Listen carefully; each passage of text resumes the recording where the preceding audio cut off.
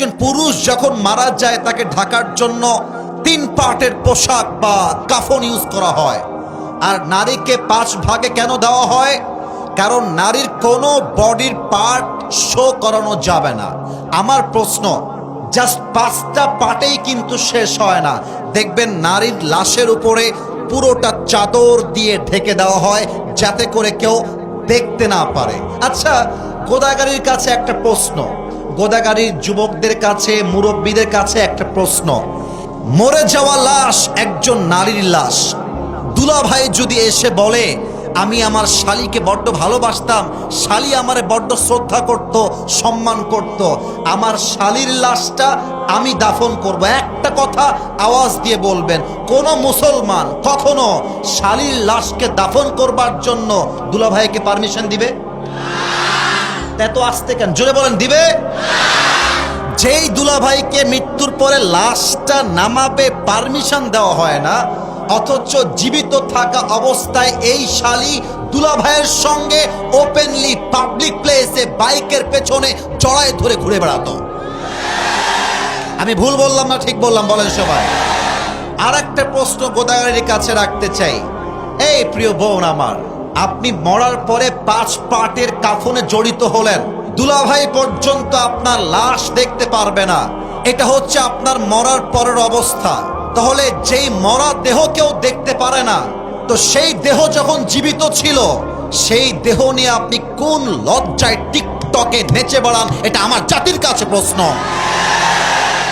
আর একটা প্রশ্ন করতে চাই মেয়েদের কাছে, মাথায় রাখবেন, বোরকা পরলেই কিন্তু কনফার্ম জান্নাতি হওয়া যায় না, দিনদার হওয়া যায় না। যাও তুমি রাজশাহীর পার্কে ঘুরে আসো, যাও তুমি মুক্তমঞ্চে ঘুরে আসো, যাও তুমি পদ্মা গার্ডেনে ঘুরে আসো, দেখবা যত মেয়ে প্রেম করে তার 80 ভাগ বোরকাওয়ালিরাই প্রেম করে বেড়ায়। বলো, দেখলেই মনে হবে यार ये तो अभी के अभी जन्नत से भागकर दुनिया में आई है माशाअल्लाह। বাবুরা, বোরকা দেখলেই পটে যেও না। আজকালকার বোরকাওয়ালিরা বোরকা পরেই 4টা বয়ফ্রেন্ডকে নাকের ডগায় রশি দিয়ে ঘুরিয়ে বেড়ায়।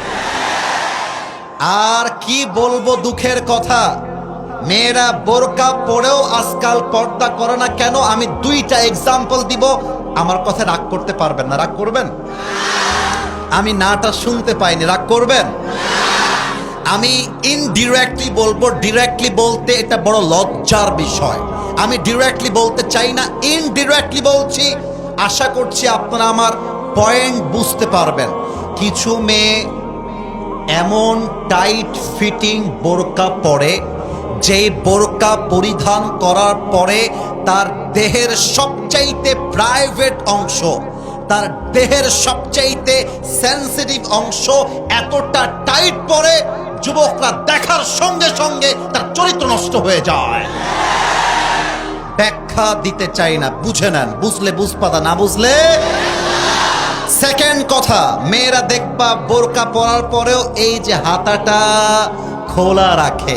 শুধু এখানেই শেষ নয়, এই হাতাতে আবার মেহেন্দি লাগায়, পুরো হাতটা মেহেন্দি দিয়ে ভরা, আর বোঝায় मेरा चेहरा तो तुम नहीं दे सकते लेकिन हाथ से ही पता लगा लो कि मैं खूबसूरत हूं। প্রিয় বোন, এইসব বাটপারি আমাদের কাছে কইরেন না। আপনি হাত খুলে ঘুরবেন, আপনার হাতের মেহেদি দেখাবেন, চোখ দিয়ে মায়া লাগাবেন, আমি বলবো এটা উপরে ফেটফাট, ভিতরে পুরোটাই সদরঘাট।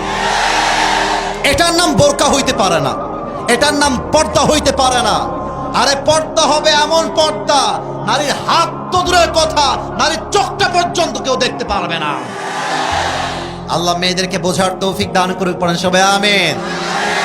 মেয়েরা বোরকাও পরে ফ্রি মিক্সিং এ ঘুরে বেড়ায়, মেয়েরা বোরকাও পরে হ্যালো ভাইয়া কেমন আছেন, ভুলেই গেছেন ভাইয়া। আর বোরকা পরে এমন মিষ্টি ভাষায় কথা বলে, এই তো পয়েন্টে চলে আসছি। আমরা তো একটু কিছু বললেই ইফতিজিং হয়ে যায়, একটু কিছু বললেই মামলা হয়ে যায়। তোমরা যে ঘুরে বেড়াও, তোমাদের দোষ হয় না কেন? আপনি রাস্তায় রাখছেন মাছের প্লেট, আর মাছের প্লেটের উপরে কোনো প্লেট নাই, মাছ খুলে রাখা। বিড়ালকে বলবেন এই বিড়াল খবরদার সোনামণি, বিড়াল বলবে তুই যতই ওয়াজ কর কাজ হবে না, আমি মাছ খেয়েই ছাড়বো। প্রিয় বোন, আমাদেরকে ইফতিজিং মামলা দেওয়ার আগে আপনাকে আপনার বোরকা ঠিক করতে হবে, আপনাকে আপনার পোশাক ঠিক করতে হবে, চরিত্র ঠিক করতে হবে। আমরা কিছু বললেই দোষ হয়ে যায়। আর কি বলবো, বোরকাওয়ালি মেয়েদের রুচিও খারাপ। আজকালকার দিনদার পছন্দ হয় না, গাঞ্জাখোর মেয়েদের বেশি পছন্দ হয়। আল্লাহ মেয়েদেরকে হেদায়াত দান করুক, পড়েন সবাই আমিন।